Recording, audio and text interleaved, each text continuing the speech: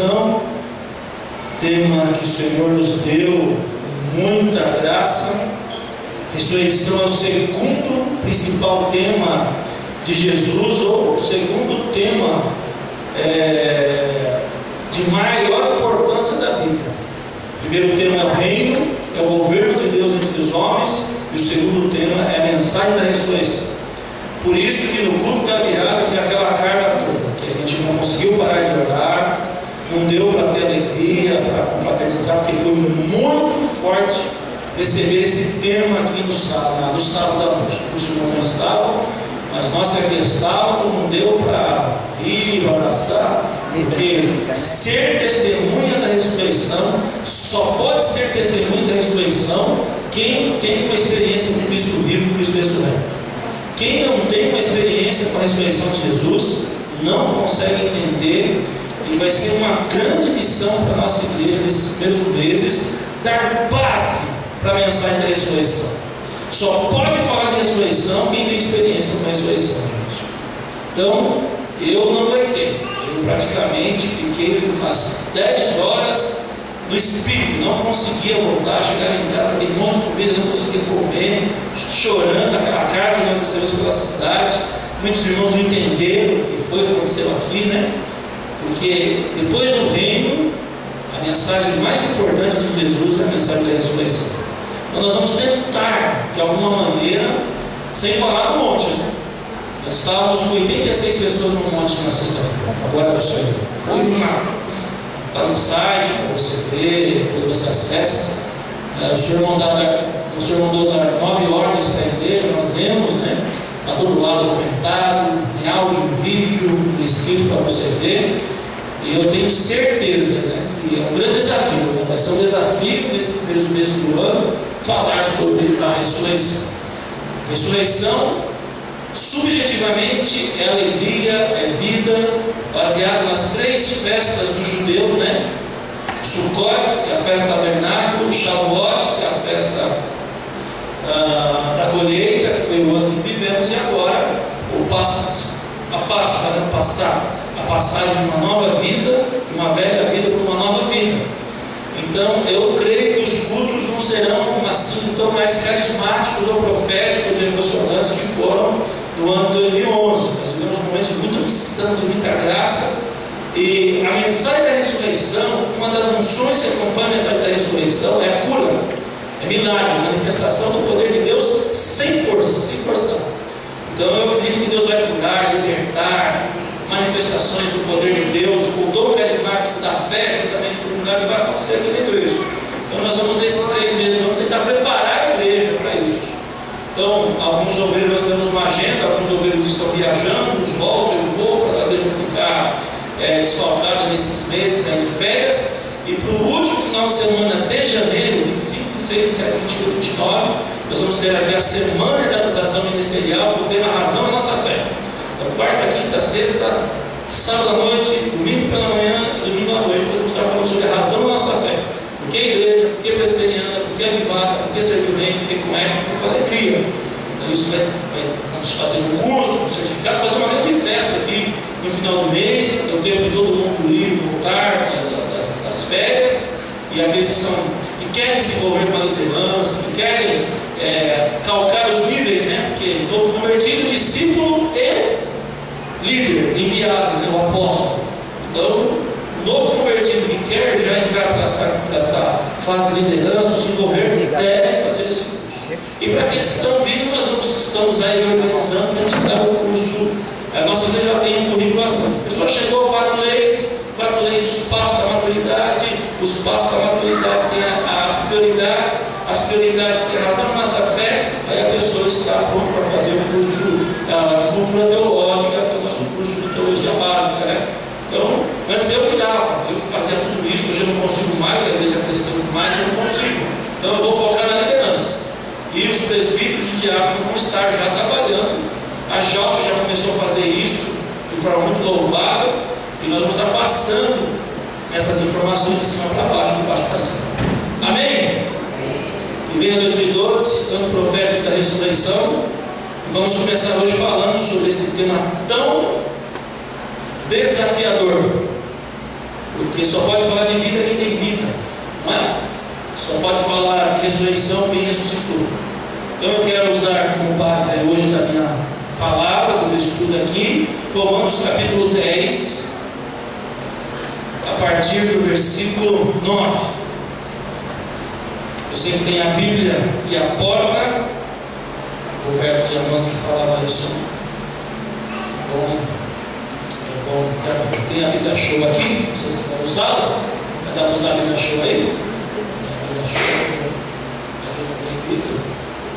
Essa versão é uma versão corrigida, né? Às vezes, puxa, eu uso muito atualizada e ali veio. Aqui, mas não difere muito. Tá? Romanos capítulo 10, versículo 9, acharam? Amém. Achou, diga amém, achei. Amém. Não achou, diga EBD. O que é EBD? Escola Bíblica Dominical, Escola Bíblica Dinâmica. Aqui na nossa igreja é outra coisa, né? Que aí está bem difícil. Nós vamos tentar, né? Em 2011 foi muito trabalho missionário, apostólico. Esse ano nós queremos a unção de mestre, essa unção profética, né? Que o ensino esteja bem forte.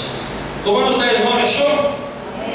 Diz assim: se com tua boca confessares a Jesus como Senhor, no teu coração credes que Deus ressuscitou dentre os mortos, serás salvo.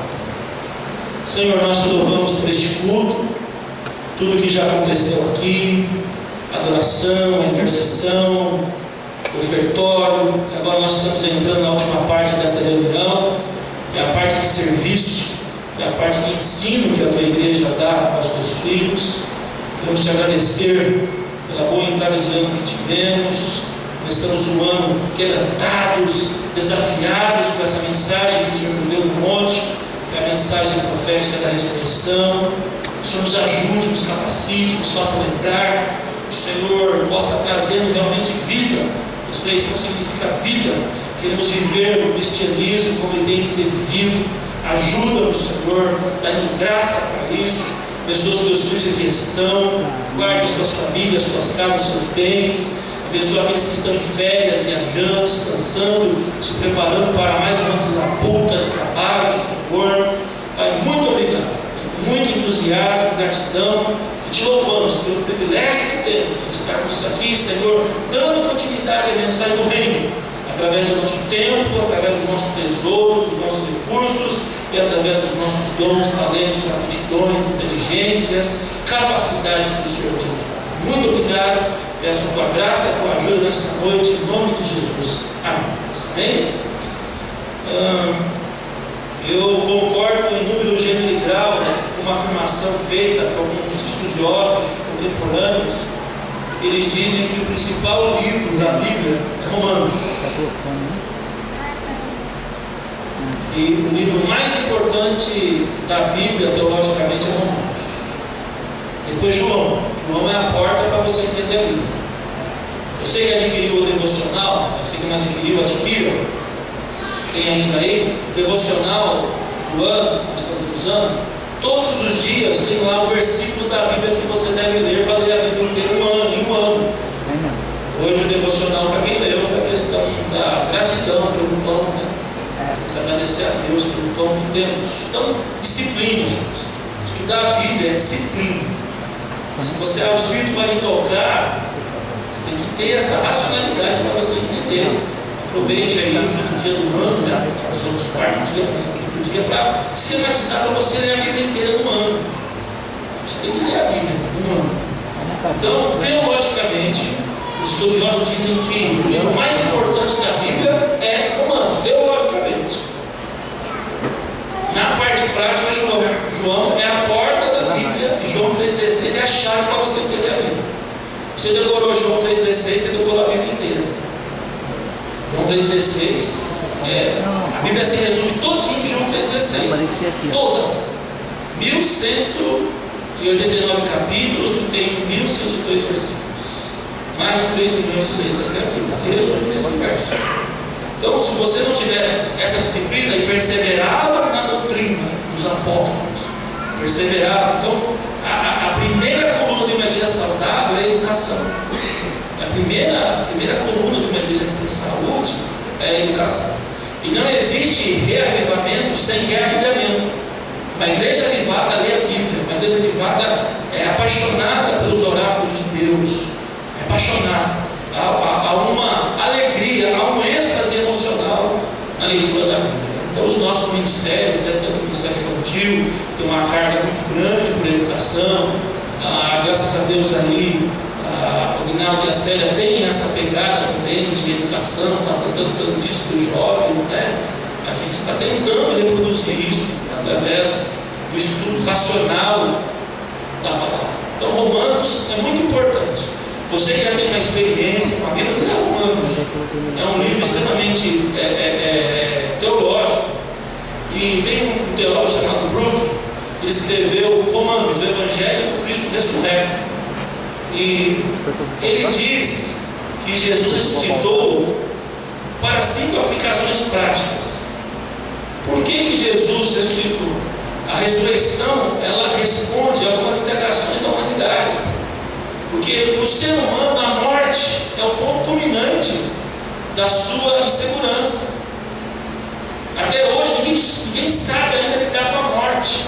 A morte é uma coisa muito difícil para nós homens. Tanto a filosofia, como a antropologia, como a sociologia e principalmente a teologia ainda não tem uma resposta básica para a morte. Porque a morte é um negócio que ninguém quer.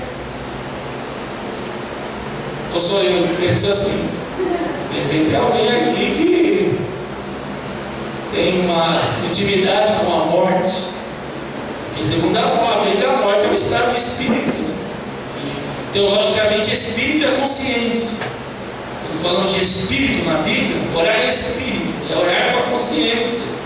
Por isso que o inimigo das nossas almas combate a fé com a dúvida. O inimigo vai tentar tirar a sua consciência. Por isso que as tribulações, as tentações nos deixam desconcentrados. Porque a disciplina da concentração é algo muito importante para Deus. Então, uma pessoa cheia do Espírito, ela é cheia da consciência de Deus.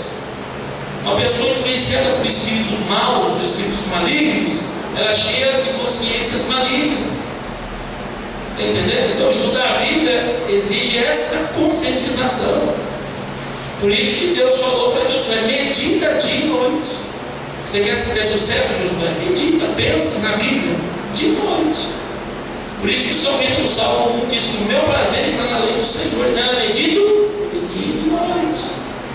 Não é? Jesus disse: aquele que ouve as minhas palavras e guarda é semelhante ao homem que edificou a sua casa sobre a rocha. Tiago diz que toda a lei perfeita vem de Deus. O homem que pratica é semelhante ao homem prudente, ao homem certo que vai prosperar em todos os caminhos.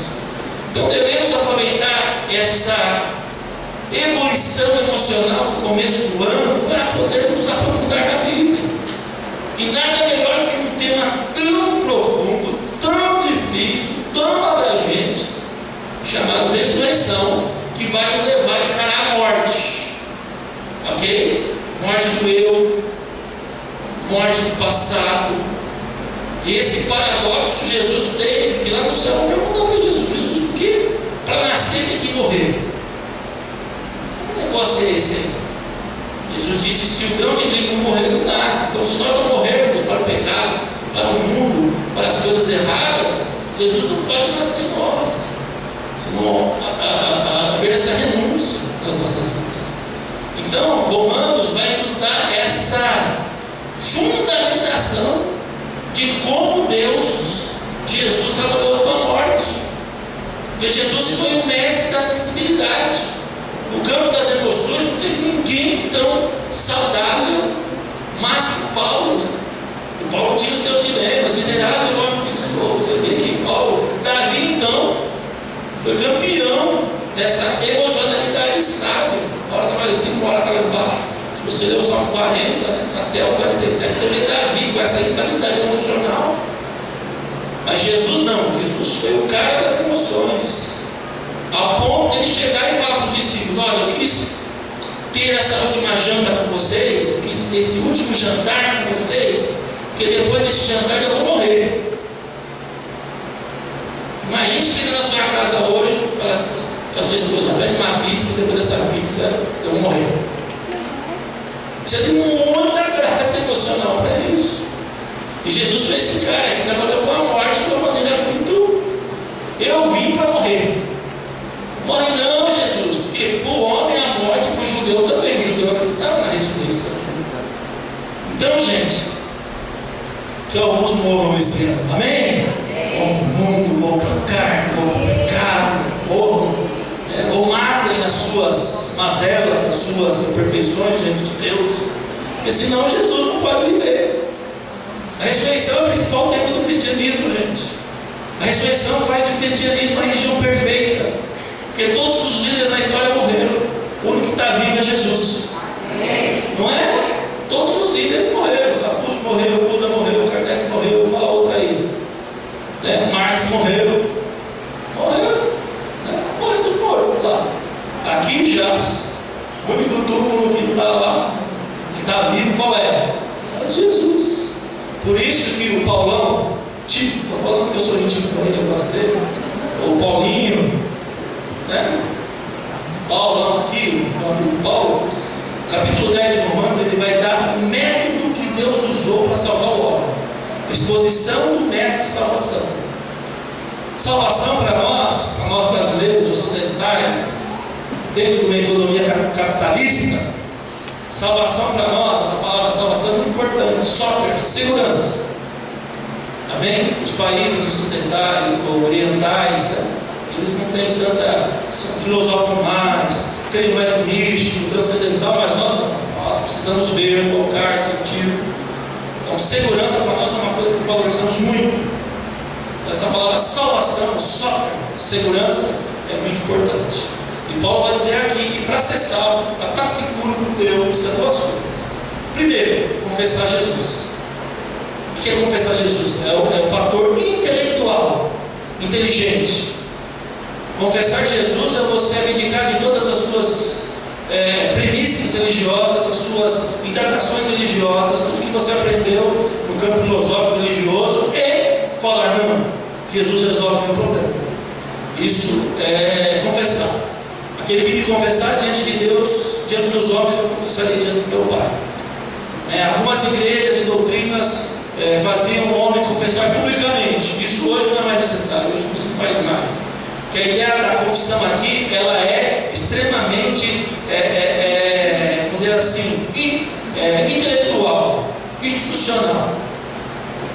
Então, quando eu confesso Jesus, a saber, se com tua boca confessar, puxa, Jesus é mais forte que tudo que eu aprendi, todo conceito filosófico, teológico, todo conceito humanista que eu tive até hoje, que eu sobrevivi, não me trouxeram sucesso.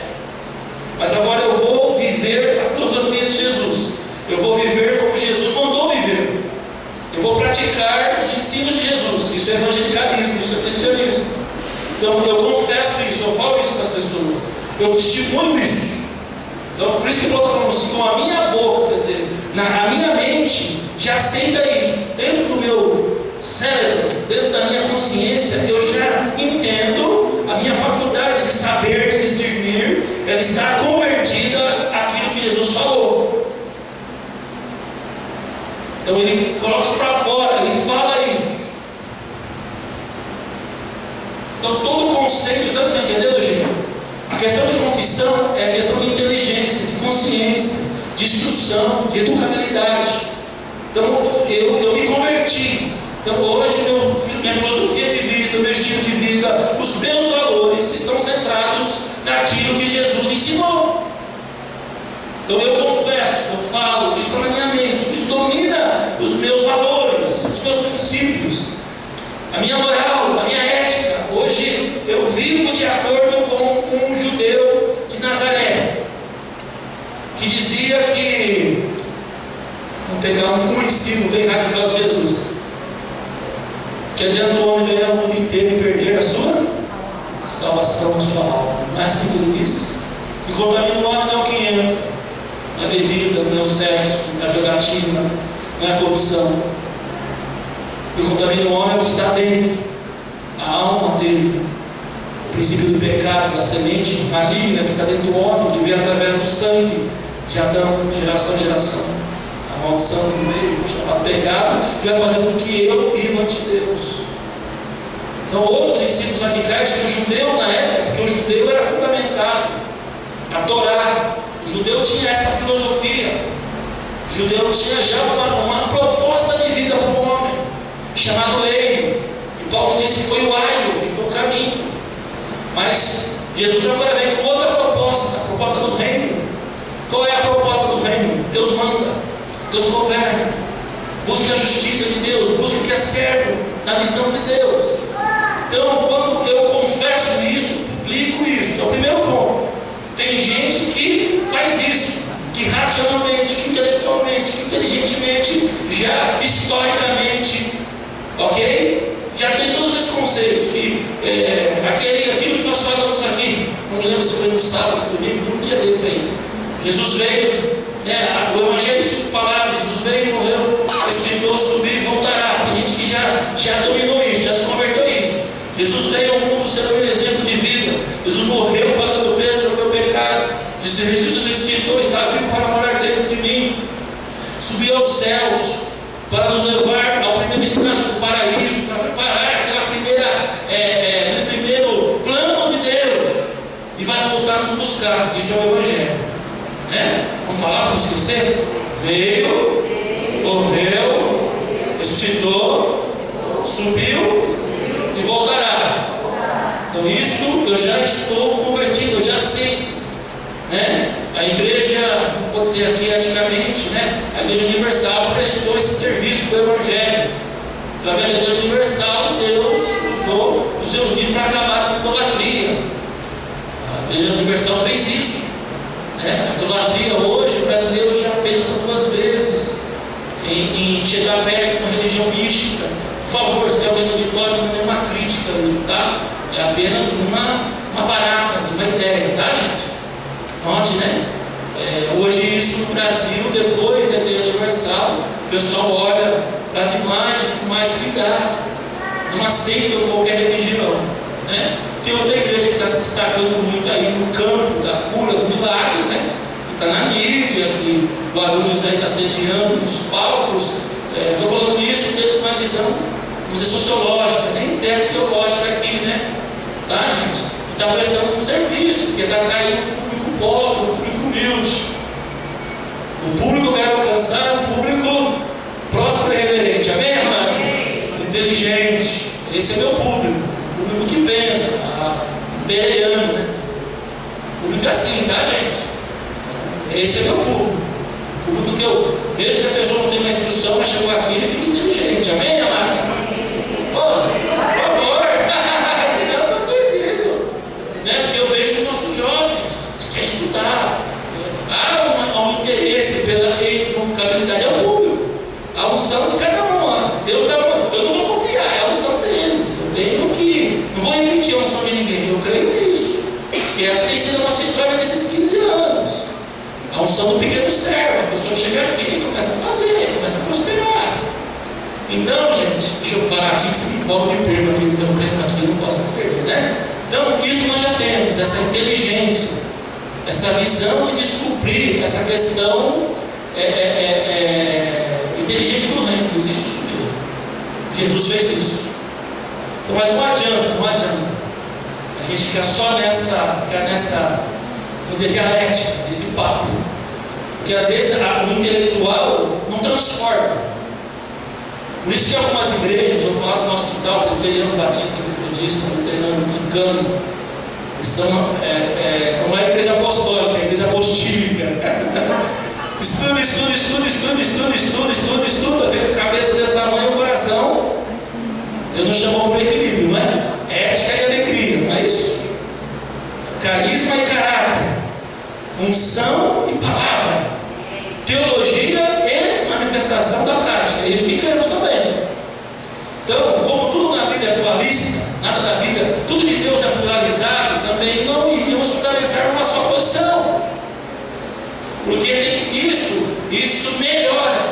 a vida das pessoas. Quando as pessoas inteligentemente, intelectualmente, espiritualmente vão para o lado dessa questão histórica, teológica, escatológica de Jesus, isso melhora a vida, 50%. Mas falta outros 50% que o nosso amigo Paulão vai ensinar aqui também. E Paulo foi o primeiro teólogo. Paulo entendeu a mente de Deus. Paulo entendeu o negócio, gente. E Romanos 9:10 ele vai mostrar como que é que Deus na prática faz isso. Então Paulo diz que com a minha boca eu confesso, eu publico, eu exalo, eu mostro. Aquilo domina a minha mente. Aquilo me traduz, mudou. Eu penso, agora estou convertido. A minha mente, eu tenho uma instrução, tenho faculdade, estudei, li, não é? Porque às vezes é autodidata, né, gente? Às vezes uma pessoa não estudou, não teve, mas ele lê, então não tem nada, é a geração Y, né? Hoje dá uma bugada é fácil demais, né? Tudo, hoje tem tudo. O negócio hoje a pessoa ela se intelectualiza e a Bíblia faz isso. A Bíblia, a igreja tem a melhor educação, isso melhora a qualidade de vida. Mas não é o ideal. Por quê? Porque Paulo, ele vai entender o método. Puxa, como que Deus está o óleo? Esse cara tem que publicar, confessar, falar, né? Se você quer vir aqui na frente falar publicamente, eu aceito Jesus, eu quero Jesus, amém. Mas no seu cantinho você falar, Jesus, eu confesso, eu renuncio, eu vou viver filosoficamente, ideologicamente, a igreja é o resultado disso, gente. Tá? Não pense que a igreja é o fator foi, hoje não é. O nosso seminário de Fonte Meio, nós vamos ensinar por que igreja. Qual é a visão hoje da igreja contemporânea, moderna? Porque tem a igreja primitiva, a igreja da Idade Média e a igreja moderna, emergente, atual, que é essa nossa. Vamos entender as três funções que praticamos nessa igreja. Nós estamos na igreja moderna, emergente, século XXI. Igreja hoje é o resultado. Né? Até alguns anos, décadas atrás era o meio, hoje não. Hoje a igreja explicar atrapalha o verdadeiro evangelho. A igreja atrapalha, presta um desserviço para o evangelho verdadeiro. É muito sério nós entendermos isso. Tá? Então, não precisa, a igreja vai ajudar você a melhorar. Então hoje isso acontece. Mas não basta só saber, confessar. Mas se você quer confessar, tem que confessar. Isso é doutrina, isso é dogma, isso não tem negócio, tem que confessar. Se quer ser discípulo de Jesus, quer passar para entender, tem que pôr para fora, tem que falar, eu sou evangélico, não dá mais, né, gente? Sou um discípulo, a gente aconselha, fala, eu sou um discípulo. Um dia perguntaram para mim, quem já eu sou um discípulo? Essa eu não conheço, é nova no mercado. Porque existe o cristianismo católico, existe o cristianismo espírita, existe o cristianismo maçônico e agora o cristianismo evangélico. Virou enlatado. Não resolve. Então, que cristianismo que serve? Eu sou um discípulo de Jesus. Quero viver como Cristo viveu. Amém, irmãos? Tá? Não é para fazer isso, é o que eu faço. Se vocês quiserem mudar o modelo, faça. Tá bom? Mas não basta isso também. Aí Paulo tem que confessar. Então, você que não confessou, tem gente que tem que confessar com o microfone. Eu já vi gente tão tomada da convicção de Jesus que ele veio aqui no púlpito e falou: Jesus é o Senhor da minha vida. Por isso que na hora do batismo, né, nós fazemos a pessoa confessar. Para que a pessoa venha se batizar, que você se arrepende do seu pecado? Arrepende. Você confessa Jesus como Senhor e Salvador da sua vida? Confesso. Tem que ter a confissão, profissão de fé. Você, a partir de hoje, se torna um discípulo de Jesus? Me torna. Tu não fez isso, tem que fazer. Cristo, eu estou 10 anos na igreja e não fiz. Oportunidade de você fazer. Você quer fazer publicamente, tem que ter testemunha, gente, viu? Ah, eu fiz isso sozinho em casa. Tem que ter alguém vendo. Chega com a sua esposa, eu quero confessar Jesus. É testemunha. Chega no culto, no final do culto. Amém? Tem gente que é tão convicto que vem aqui, eu confesso Jesus, amém, amados. Né? O importante é confessar, tem que ter isso. E qual é a segunda, que é o ponto principal do nosso ano, do tema do ano aqui? Se com tua boca confessares a Jesus, e agora vem do teu coração, creres que Deus o ressuscitou dos mortos, será salvo. Então quem só confessa não está salvo, não está seguro ainda. está liberto, está bem. Mas não é o pleno, não é a plenitude, não é? Então eu tenho que confessar que emocionalmente, aí que entra. Aí a gente fica vendo, né? 20 anos de diabo trabalhando. Hoje eu posso com segurança chegar para você e falar: Satanás colocou uma semente ruim na humanidade há 20 anos atrás para hoje. Porque o diabo bagunçou tanto com a emoção das pessoas, que agora como que eu vou converter a minha emoção, o meu sentimento, como eu vou sentir algo tão abstrato, que o problema vai resolver a minha vida tem que ser material? Esse é o grande desafio. Porque a crise de orfandade hoje no mundo é muito grande, as pessoas se sentem órfãs, sozinhas. E a gente vê isso no discipulado, nos aconselhamentos. Às vezes a pessoa não quer mudar, não quer se converter, ela quer apenas falar que ela tem ouça e ora por ela. Essa subjetividade, esse sofismo, Satanás tem trabalhado já há 20 anos para hoje. Nós temos uma geração destruída emocionalmente. Por isso que a síndrome do pânico, o que mais? Depressão, estado de suicídio, ansiedade, as doenças modernas psicossomáticas têm levado muita gente. Não dá certo, no primeiro não, o cara já. As pessoas são tão desequilibradas emocionalmente que hoje ela ouviu um não. É interessante que o diabo às vezes usa uma pessoa de autoridade, né? Um entrevistador. Outro dia eu conversei com uma irmã que ela faz uma empresa, a moça acabou com ela. A pessoa não tem estrutura emocional para ouvir não. Por isso que os sociólogos dizem que a igreja evangélica trabalha no coração do homem moderno um positivismo que nenhuma outra religião trabalha. Isso é bom. Que as músicas dos crentes, vocês puderam ver isso nesse programa que teve aí no final do ano, aí, Promessas. Você viu a energia, né? A alegria. Por quê? Porque Jesus, onde Jesus chegava, ele trazia o quê? Vida. Eu sou a ressurreição e a vida. Quem crê em mim, ainda que morra, e para o judeu, filosoficamente, vida, a existencialidade era algo muito forte. Só o judeu tinha a proposta de vida certa.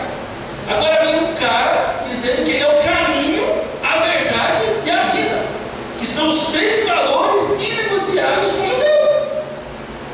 Aquele que crê em mim, ainda que morra. Se você crê em mim, como diz as Escrituras, do seu interior fluirão rios de águas vivas. Mulher, a água que eu te der, imagina o poço lá, samaritano, João Pato. A água que você der mata a sede, mas a água que eu te dou dá vida eterna.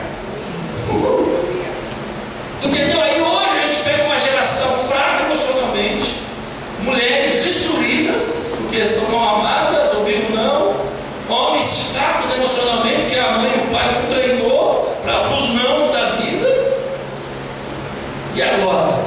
Agora nós temos que ensinar para esse cara que apenas entender Jesus não é 50% do negócio. Agora nós temos que colocar na emoção dele que Jesus está vivo do lado dele. Eis que estou convosco todos os dias até a consumação do século.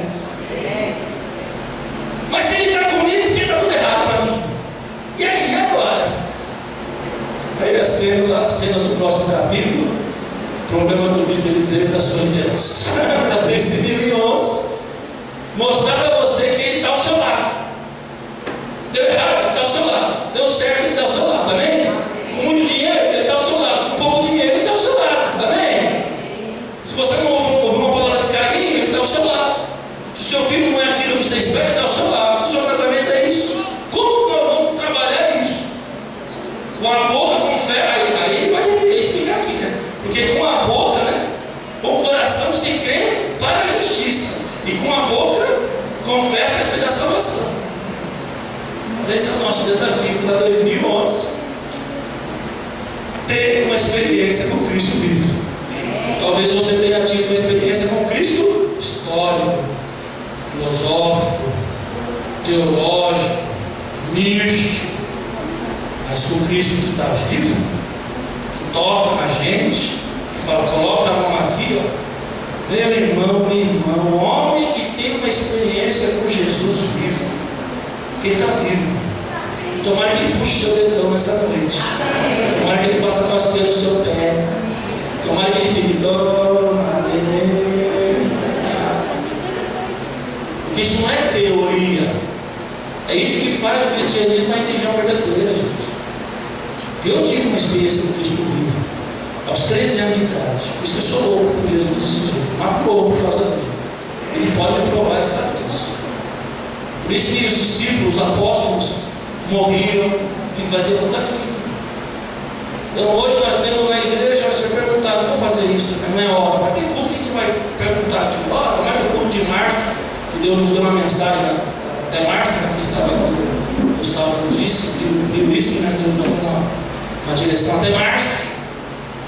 E na 7 de março eu falo, quem tem uma experiência com Cristo vivo? A gente levanta, fica em pé, pula, aí pode pular no banco, aí pode gritar, pode sapatear. Porque às vezes a pessoa tem uma experiência com a igreja, uma emoção, mas com Cristo vivo. Aquele que disse, eis que estou convosco todos os dias até os confins dos séculos. Onde vocês estiverem, eu deve estar. Na hora que o meu chefe está pegando o meu pé, ele está do lado. Na hora que eu. Eis que estou convosco. Dia 4 de janeiro de 2012, ele está junto. Isso que é a mensagem da ressurreição, o Cristo vivo. Ah, mas o Cristo está falando isso literalmente. Não, estou falando literalmente. No meu coração, na minha emoção, no meu sentimento, eu sinto. Entendeu? Eu tenho essa certeza. Eu falo com ele. Eu acordo e ele está na minha cama comigo. Eu vou no carro e você está do lado, né? E não está batendo na porta. Esse que estou à porta é. Para muitos ele está batendo. Eu quero entrar. Está lá no portão apertando a campainha. Para outros ele está na sala já, sentado no sofá. Outros já está ceando, tomando café, almoçando, jantando. Outros já está pousando, vive junto, todos os dias. Então você vai entender que nível. E como que eu sei? Pela atitude, gente. Porque quem tem uma experiência, por isso que somos testemunhas. Por isso que ele apareceu lá primeiro com Maria Madalena, lá em Lucas 24 diante. Jesus começou a aparecer para a gente que tinha essa convicção, gente. Sou eu mesmo. Alguns duvidaram, né? Apareceu para as mulheres, depois para os 11, depois para os discípulos do caminho de Maús, depois para 500, depois para toda a ascensão. E agora, para aquele que quer. Porque se com tua boca confessares, no seu coração creres, emoção. Puxa, tá. Por isso não pode ter dúvida. Será que ele está mesmo? Faça isso esse ano. Jesus, eu quero ter uma experiência com você. Eu quero ter uma experiência com você, Jesus. Eu quero ter essa experiência, porque só pode ser testemunha quem viu, quem sentiu. Então hoje nós temos esse grande problema geracional, que é trabalhar com a geração destruída emocionalmente, onde as pessoas, eu falo isso, porque tem discernimento da maioria. A gente conversa com as pessoas, mas não está querendo mudar, ela quer apenas ouvir. Faça isso, não faz. Ela quer resolver o seu problema, porque é emocional, ela quer ter paz, ela quer parar de pensar naquilo, ela foi machucada, destratada. Discípulo de Jesus, que tem experiência com Cristo vivo, meu irmão. Aí podemos falar que Deus salmista é como um monte de Sião que não se abala, mas permanece para sempre. Por isso que Paulo vai falar, imagine Paulo. Paulo era perseguidor dos crentes, judeu, né? Ali, Jesus teve que se manifestar para ele, aparecer, dizer, Paulo, por que tu me persegue? Muita gente não quer encalá-lo. Jesus tem que falar, eu te amo, meu, olha, eu te amo. Paulo largou tudo, por isso que Paulo Deus é por nós, quem será contra nós? Quem nos separará do amor de Deus que está em Cristo Jesus, nosso Senhor? Perceberam, gente? É um nível alto demais. Falar de ressurreição é um nível, para nós hoje, as pessoas só querem pagar suas contas, criar seus filhos, querem a cura emocional. E aí? Discipulados foram, teoricamente foram bem cuidados, e agora? Agora no meu coração, eu tenho que sentir que Cristo está do meu lado. Aí eu sou salvo, aí eu tenho segurança. Só perto. E como na igreja tudo é um grande desafio, vamos lá. Por isso que aquele que perseverar até o fim, porque a Bíblia não fala que todos vão ser salvos. Por isso que o batismo é um grande começo. A gente batiza e se estaciona. Acho que o batismo é um grande começo. A pessoa se arrepende e se batiza. Aí ela vai subindo, né? Vida devocional, vida de oração, vida de meditação na palavra, vida de comunhão com os irmãos, batismo do Espírito Santo, dom natural, dom sobrenatural, dom ministerial. É um currículo, é a carreira. O batismo é o início de tudo. Amém, amados? Vamos nessa? Temos que pular no barco ainda. E eu espero, porque eu fui muito impactado, né? Toda a seriedade que a gente tem, eu falei, Deus, como que nós vamos conseguir esse ano trabalhar, acabar o ano com a colheita, né? Mensagem da colheita, o Pentecostes. Por isso que foi fogo todos os cultos, né? Aquela coisa de ver um momento, eu não mostro, fechamos o ano, não mostro que ele estava lá dentro, né? Que homem nenhum faz aquilo, é coisa de Deus, Deus está dando. O povo gosta disso por causa do alívio emocional, né? Um dos fatores sociológicos que a igreja do Brasil, essas igrejas crescem tanto, que o povo, os preletores falam o que o povo quer ouvir. E a pessoa quer alívio, quer alívio. Ele quer ouvir que Deus vai abrir a porta, ele quer ouvir que ele vai entrar. E às vezes não. Às vezes tem que dar um recado para falar, não, a porta está fechada, não adianta. Você está cercado. Nossa situação vai piorar mais ainda. E Jesus disse isso. Vocês pensam que eu vim trazer paz? Não, eu vim trazer espada. Você pensa que eu vim para dar alegria? Não, tristeza. Jesus disse isso mesmo. E o reino de Deus toma da força, no esforço. Então às vezes a gente fica até assim. Eu já levei prova de Deus, porque a gente ama a pessoa.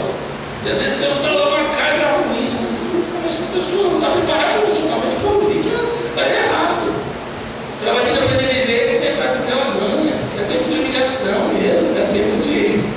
Aí o cara não está preparado emocionalmente, a mulher não está preparada emocionalmente, aí ela vai para uma igreja lá que ninguém vai falar que é o pecado dela. Ela vai ver aquilo que ela pecou. Aí vai falar que é um demônio, é um mal, que é um diabo, que é uma maldição hereditária. Não que ela foi ela. Então primeiro nós temos que trabalhar essa questão emocional do povo. Curar isso. Como que se cura a emocionalidade? Sabe o que é cura interior na Bíblia? Cura interior você vai fazer 15 sessões de aconselhamento com o bispo, pastor, missionário, profeta. Ah não, vamos fazer uma pergunta espiritual que vai resolver. Sabe o que é cura interior na Bíblia? Nosso doutor, psicólogo, formado, PhD em psicologia e psicoteologia, vamos falar disso. Tem um cara na Bíblia, está lendo meu sermão aqui. Agora eu chutei e acertei no meio do gol, tá vendo? Foi o Espírito Santo, acho que você falou assim. Olha que nosso. Não vou falar Tiagão, porque eu não tenho tanta atividade como o Paulo, mas lá em Tiago 5, verso 16, cura interior. Cura interior é isso. Sabe o que é cura interior? Isso. Sem criticar, não criticando aqueles que têm a teologia, não é isso. Bem, eu sou um conselheiro, mas cura interior é isso aqui. Confessai, pois, os vossos pecados uns aos outros, e orai pelos outros para serem curados. Muito pode glorificar essa súplica do justo. Isso é cura interior, confissão. Você entra no seu quarto e fala para Deus. Fala para Deus. Não conseguiu falar para Deus, fala para alguém, da sua confiança, tá, gente? E a gente tem que arrepender os irmãos. Irmão, você falou o seu pecado para quem? Eu falei para fulano, ciclano, beltrano. Não, já era. Confesse para alguém que você confia. Não sabe, fica quieto. Confessa para Deus. Porque senão, mas a pessoa está tão sufocada. Aí falou que a irmã do dono da língua. Então deveria ter um irmão que é o dono da língua, né? Sabe isso? Aqui também tem. Falou para, eu pergunto, você falou para quem? O irmão falou que tal. Eu falei, e agora? Problema para mim. Fala, tem gente que gosta agora. Eu não estou falando mal, estou falando para você orar, né? Eu tirei o chat, nosso site tinha um chat que a pessoa escrevia lá. E tinha gente que não tinha, colocava lá. Eu fiz um adultério, um monte, saí, não sei para onde, fui no seu. Eu tive que entrar às 6 horas da manhã, já falei, não, tira o site, eu tirei aqui lá. Mas eu não deixa o chat, o site tem que estar na cardinha lá. Não, isso já está me encarecendo. Amém, amados? Confessa, é cura emocional, é confissão. Vou falar. Eu não dou conta mais. Tem que fazer que nem faz os médicos aí, marcadinho, horário, não sei. Não dá mais. Vocês riem, mas é verdade, não dou. Então vamos tentar, né? Muitas vezes eu abro bispo, você pastoreia no povo. Aí eu vou conversar com vocês, já falou, talvez Deus tenha me usando aqui, eu estou dando uns 3, 4 aconselhamentos para ele. Amém? Entra no teu quarto, fecha a tua porta, que aquele que te vê em secreto te confessa para Deus. Esse negócio de confessar para o homem é perigoso. Aqui diz: confessar as nossas culpas, né? Confessar depois os nossos pecados uns aos outros, orando pelos outros para serem perdoados. A ideia aqui é confessar, tá? Mais velho cuida do mais novo. Por isso que presbítero é o mais velho, o mais experiente. A igreja presbiteriana é a igreja, é a comunidade de discípulos que se organizam de forma presbiteriana, onde o mais velho cuida do mais novo. É isso que a gente tenta fazer, para dentro com as crianças. Sempre, se tem filho maior, ensina ele a cuidar do menor.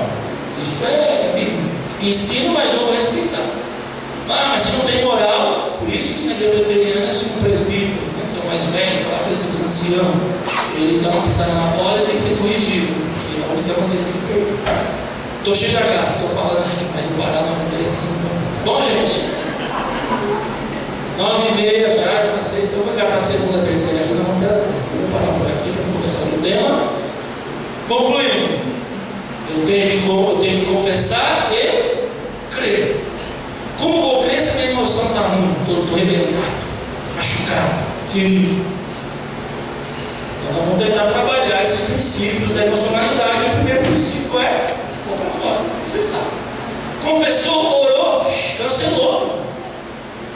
Ah, mas tem que tocar em mim. Tem gente que a coisa está tão feia, tem gente que orou, recebeu, mas tem que. É porque é carência mesmo. É orfandade.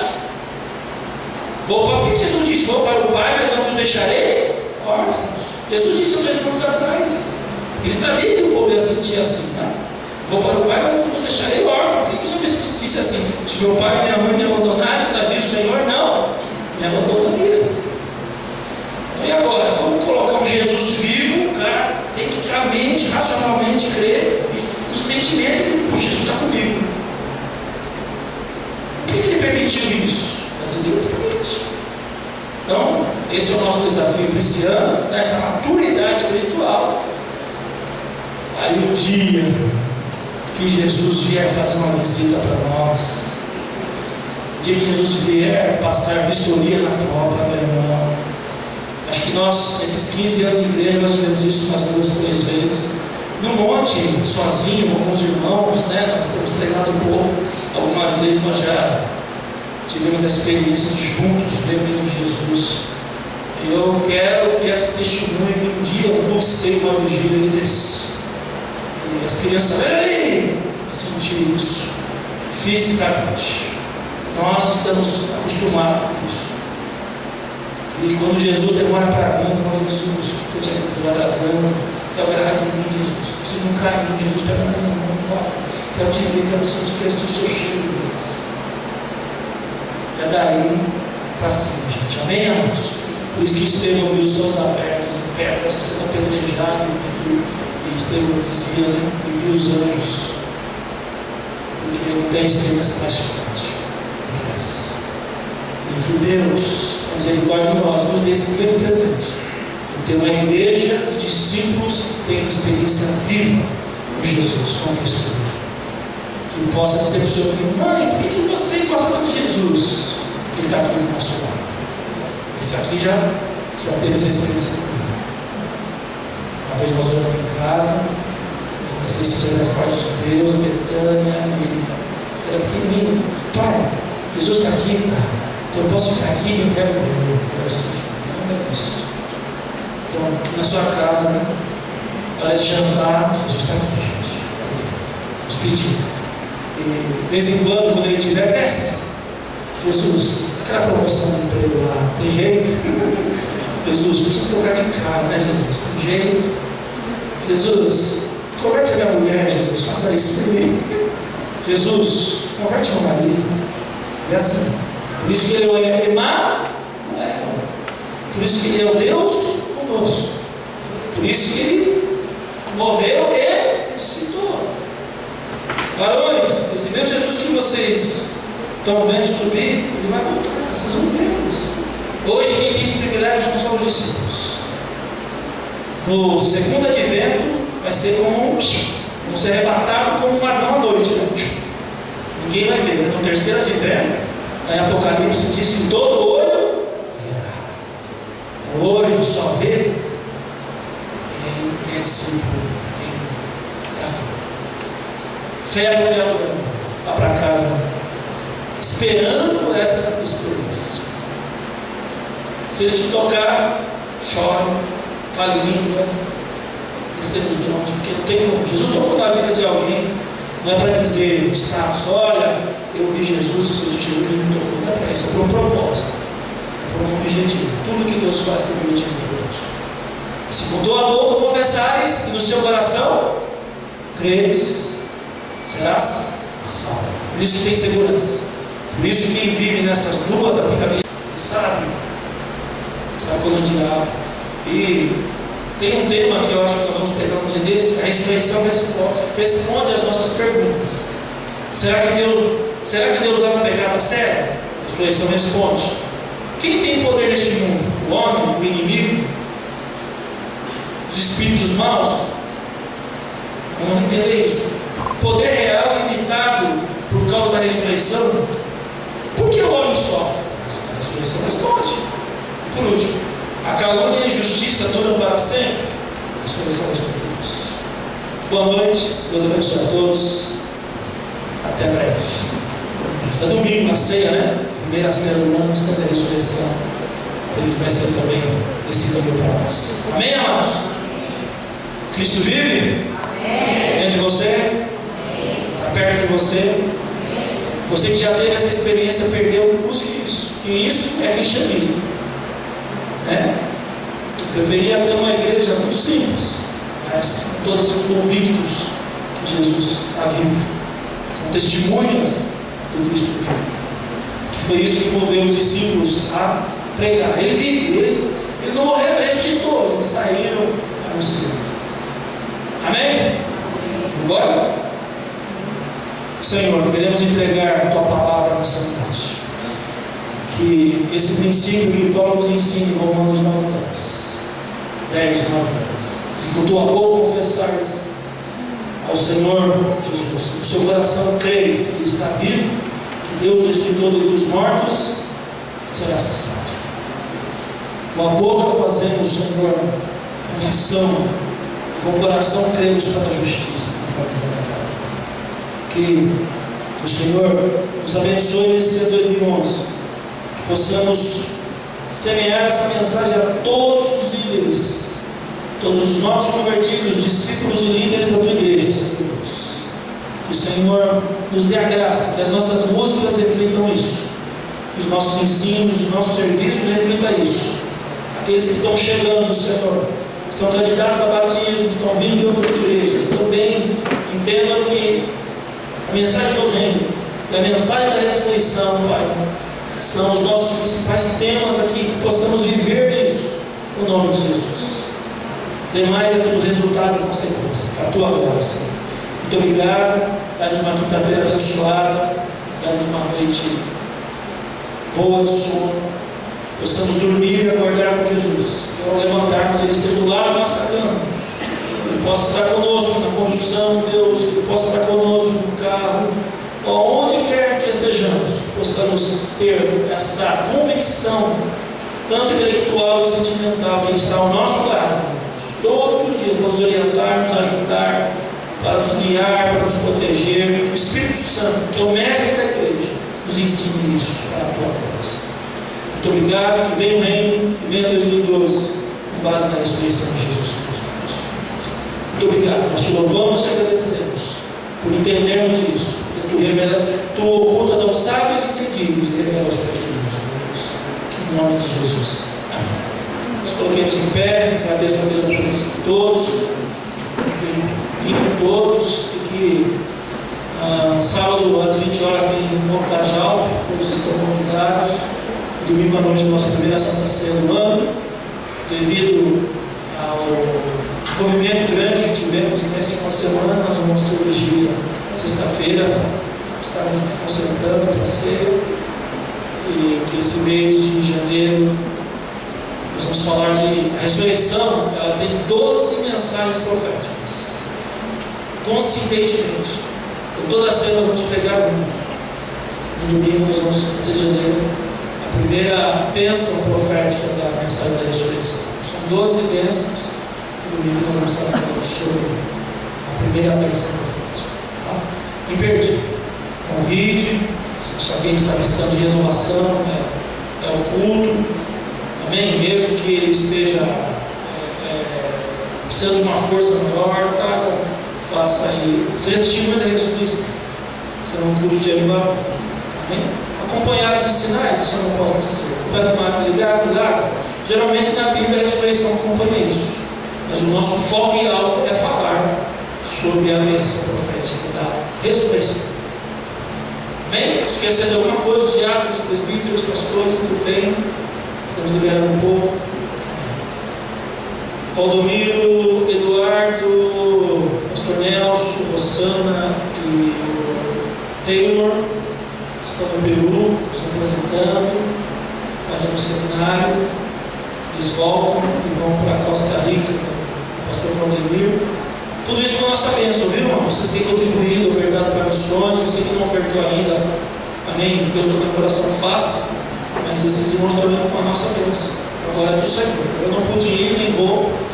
Meu plano esse semestre, o único lugar que eu pretendo ir esse ano, semestre é Israel, que ficou faltando, né? Nós temos uma passagem ganha, nós temos já uma situação criada para Israel.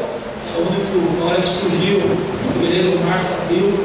Nós vamos ficar 7 dias em Israel para visitar as bênçãos do Sinai. É o único lugar que tem assim no coração. Então, nós queremos estar aqui, discipulando, falando sobre ressurreição. Amém?